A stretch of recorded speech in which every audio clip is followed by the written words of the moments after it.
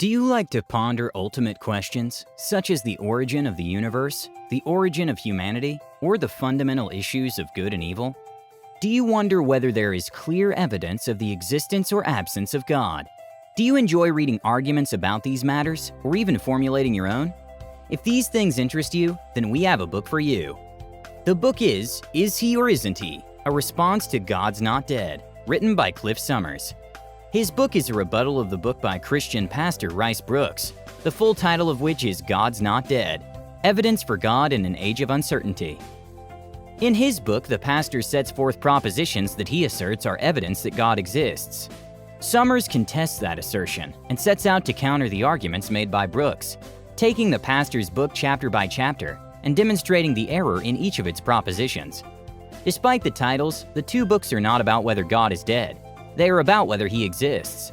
Cliff is an atheist, but he does not try in his book to convert anyone who's a believer.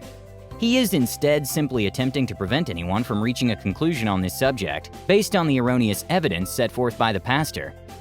The pastor begins his book by posing that there has been an effort by the godless to repress the word of the Bible and to estrange believers from their foundational beliefs. At the same time, he states that there is a great upwelling in belief in America today. This willingness to ignore contradictions is a target of Cliff's arguments wherever they appear.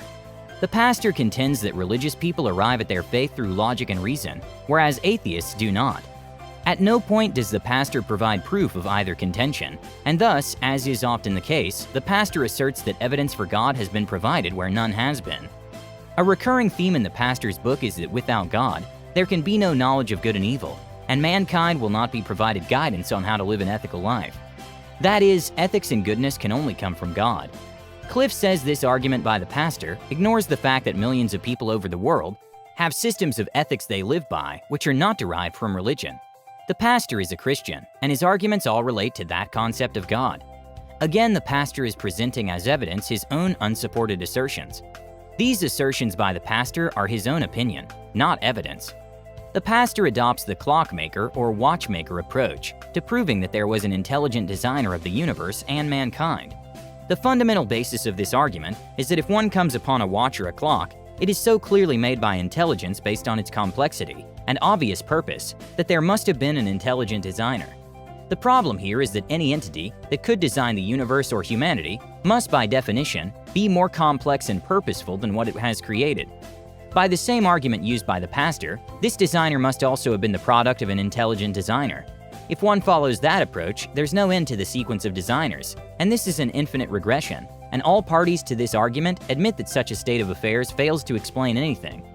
The pastor counters that he does not have to answer the question of who designed the designer, thereby arrogating to himself the ability to stop anyone else from using his own arguments against him. Once again, the pastor has failed in an attempt to show evidence that is of any use in proving his point. The pastor will deal with the argument made by some, but not by Cliff, that all the pain, suffering, and evil in the world could not have happened if there was a benign and loving God, by arguing that God gave mankind free will, and the evil in the world is the result of the failings of men and not God. It is not God's fault, the pastor says. This is controverted by Cliff, who says that of course it's God's fault. He's the one who created men, and being omniscient, he knew men were flawed and would sin. Cliff includes a chapter on the exact words of the Gospels to examine what they really say.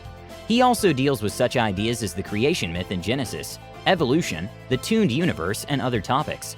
Finally, Cliff includes a chapter concerning what he believes based on available scientific knowledge about the size of the universe and the infinitesimally small place humanity takes up in it. If any of these issues interest you, that you agree with Cliff, or would really like to argue with him about his positions, then the book has succeeded. Come see for yourselves.